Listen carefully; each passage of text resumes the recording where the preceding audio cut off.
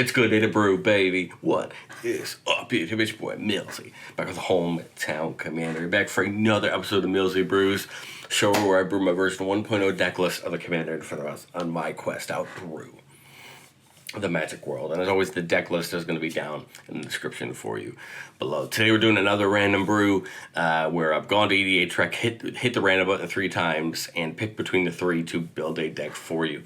And this one felt right doing Brudiclad today because I actually had the privilege to lose to a Brudiclad deck a week or so ago, and it was pretty cool to watch the deck work the way it works, and I was like, man, I want to try building one of those. So today we're talking about Brudiclad, Telchor Engineer, a 6-mana 4/4 Phyrexian Artificer. Says creature tokens we control have haste. In the beginning of combat on our turn, we can make a 2/1 Phyrexian Mirror. Then you may choose a token you control. If you do, each other token you control becomes a copy of that token. So we're going to try to take advantage of this ability by making some pretty cool tokens and getting all of our tokens to be copies of that. And there's a lot of ways we can take this. And so that's what I'm going to talk about as we go through some of the tokens we want to make. But first off, we're just going to make a ton of tokens. Brudiclad is going to make us one every turn, but we still want to fill the board with tokens. We can try to make our non-token creatures into tokens to make all of them a copy of that. And there's one of them when we get into the ways to win is how I lost to this deck, and I thought that was really cool. Some great targets to choose to make into tokens so we can continue to copy them. So that second section, we're going to talk about how to make non-token things into tokens. The third section, we're going to talk about some fun things to make into tokens, and then how we're going to potentially try to win once we get to a state where we have a ton of tokens. Well, our deck has a lot of way to make tokens. First off, we have something like Academy Manufacturer. We're in red and blue, so there's a ton of ways to make treasures, meaning we can turn every treasure we make into a clue, food, and a treasure, which just means more tokens that Brudiclad can change into something. Locust God makes those 1/1 insect creature tokens with flying and haste, which can not be a bad way to turn an entire board into 1/1s, if that's what we want to do. Third Path Iconoclast making 1/1 soldiers whenever we cast a non-creature spell. Again, so far with the Locust God and Iconoclast, these are things we're going to be doing anyway and getting tokens for it. Dragon Master Outcast, once we get enough lands, can make us a dragon every turn, and hey, dragons could be a pretty great thing to turn our entire board into, 5/5s. Sai, making a Thopter every time we cast an artifact. The deck has a lot of artifacts. And of course, a blue deck without blue decks only ramp 1 or 2 ways, drawing or mana rocks, right? So we're gonna have plenty of artifacts laying around. And then the first of our pair of 2 Sihili Planeswalkers. This one making 2 1/1s with flying and giving them haste. We can also use our -4 to give all of our creatures +1/+1 artifact creatures, and make artifacts 1 less to cast. Sihili Sublime Artificer can give us a 1/1 servo every time we cast a non-creature spell, and her ability can be kind of cool with Brudiclad. Target artifact creature becomes a copy of another target artifact or creature you control until end of turn, except it's an artifact issue with other types, meaning this is one of the ways we can technically make one of our non-token things into a token, kind of, and use Brudiclad to make everything a copy of that. And the Urza's command does give us a lot of value, but the main one we care about is that third one, making a construct where +1/+1 for each artifact we control, and a great token to attempt to copy if we need to try to find a way to stompy over our opponents. That's one of the, I think, the big creature tokens that's going to end up leading to some good victories. But how do we make non-token creatures into tokens? Well, we make copies of them. Twin Flame can do it on a single turn, and we get rid of them at the next end step, but the best part is Brudiclad then will have a token that we can copy. Quasi-Duplicate and Irenicus' Val Duplication both make copies. Quasi will not get around Legendary, whereas Irenicus will, and this is a fun way to just make a ton of Brudiclads if you really wanted to, if that was the route you wanted to go with having some fun that way. Cackling Counterpart, just making a copy, and we can flash it back. Fated Infatuation can put a copy of a target creature we control, and if it's our turn, we scry 2. And then Mystic Reflection is actually a fun card when we care about making tokens. So next time, whenever creatures or planeswalkers would enter the battlefield this turn, they enter as copies of a chosen non-legendary creature, meaning we can really have some fun depending on how many tokens we're making at once to turn a bunch of creatures into something. Okay, well, what are the things we want to make copies of? Well, the first is Hellrider, and this is the card I lost to, and this made me so happy. Whenever a creature you control attacks, Hellrider deals 1 damage to the player or planeswalker it's attacking. My opponent had 8 tokens on board, made a copy of Hellrider, turned all of them into Hellriders, and had 8 Hellriders declare an attack. 8 times 8 is 64. Nuking one of his one of my opponents basically outright, and the table pretty clearly said, "Well, we're dead," because there's nothing we can do to deal with the Hellriders. Junkwiner seems like it'd be kind of fun, meaning anytime a token comes in, you could just tap down your opponent's whole boards, and the only thing that's going to untap is their lands, and you could just do that every turn, effectively locking them down, and it would just be a matter of time before you get in for a win. And then Master of Ethereum. Star, where star's the number of artifacts you control. Other artifact creatures get +1/+1. Again, just like those constructs, probably just going to get massive. And again, your opponents are going to have to try to figure out how to, block enough of them to live. And the wider and wider board states you get with tokens, especially when we start making treasures and these servos and things like that, that's going to get up to 10, 15, 20. So that your opponents are just going to lose to overwhelmingly. Well, how do we transform those tokens into a win other than the Hellrider fun combo? We have things like Shared Animosity. The wider we go, the harder those things are going to be to deal with, and the more chance that even one of them slipping through is going to take out an opponent. Mechanized Production can get us in for a good win. If we're always going to be making something into something else, we can pick something we particularly care about, maybe something like a treasure, put this on the treasure, and then if we have 8 or more with something of the same name at the start of our turn, we win the game. And that could be really helpful because we don't have to have 8 or more of a thing we enchant with Mechanized Production. We just need to have 8 or more of any artifact, and that could be pretty darn easy to do, especially when we start just dumping artifacts on the battlefield. And then a card that I think makes a ton of sense if you think about it, something like Perplexing Test would be pretty cool.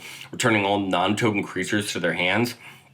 Effectively, probably picking up the entire board but our tokens, and I'm sure giving us a good through line to a big attack to potentially win the game. There's a lot of ways this deck can go, and I think that's what makes this deck really fun, is you could pick the way you really want to do this. Do you want to go treasures? Do you want to go tokens? Do you want to go thopters? Do you want to go all these different ways to win the game?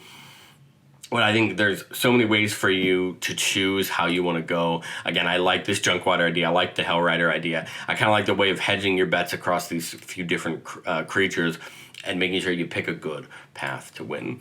But like we always say on Millsy Brews, this is just our version 1.0 of the deck, meaning there's always testing to be done. There's always things to be made better. And as we tested the deck, these are 3 cards I thought could make the cut but didn't make the cut for me. The first was 3-Hold Thunderhulk, a 7 mana 0/0 that comes in with 3 counters on it. When it ETBs, we create a number of gnomes equal to its power. Or attacks, we make it equal to its power, and then for 2 mana we can sack another artifact to put a counter on it.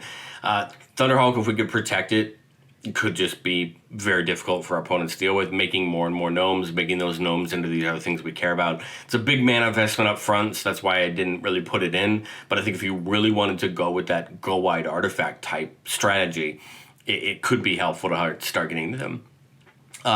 Metallurgic Summonings is an interesting card, just going to make constructs when you cast instant or sorcery spells. We're not playing like a massive amount of them, but if we wanted to go a little bit more into that, we definitely could, and then those constructs could be made into copies of other things. And then Hit the Motherload is a card I absolutely love. Discover 10, and if the discovered card's mana value is less than 10, make that many treasures. This 7 mana could hit a Soul Ring, right, and make you 9 treasures, but more often than not, I think this card's just a ton of fun. When it resolves, it's going to be a ton of fun, and you can just find some really cool things this way. But that is what I have to say about Brudiclad. Let's rock into our playtest. Keeping a 3-lander with a Skull Clamp, a Signet, a Master of Ethereum, and Mirror Battlefield, a pretty fun card to work up to. I like this. I think this looks pretty darn good so far. We'll get the command tower down and get our Skull Clamp down. Turn 2, we can get this Cascade Bluffs down, and we are still 1 mana off that Master of Ethereum, so I think we just put the Signet down here. Get ourselves prepped, continue to ramp, work ourselves up. Now this is turn 3. We have access to 4 mana. I think the call is still to get Master of Ethereum down here.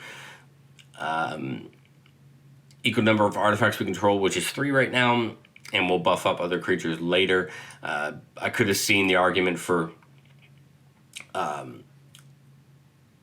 Well, no, that wouldn't have made sense. We couldn't have made a token this turn, so never mind. Setting up the Idol of Oblivion for later, but I think we want to get something down to stop our opponents from running into us if that's what they choose to do. Turn 4, play that Spire of Industry. We're still 1 mana off of Brudiclad, but that's okay. I think we get the Talisman and the Idol of Oblivion down here. We're still 1 mana off of Mere Battlesphere. So I think we just continue to set up. Master of Theorem gets a little bit bigger and could hopefully stop someone from attacking us, and just protect us for 1 more turn. This turn, untapping with 7 mana, we play that Brudiclad. Cool part is that Brudiclad is also an artifact, so that Master of Theorem is going to buff it up as well. Start of combat, we make that mirror, and I don't think we want to turn it into anything else, but we can actually tap that Idol Oblivion right away to draw a card. Which is pretty cool. And then, maybe get the Ethereum into something for a big attack. Leaves that mirror there. There's nothing we can do with it yet.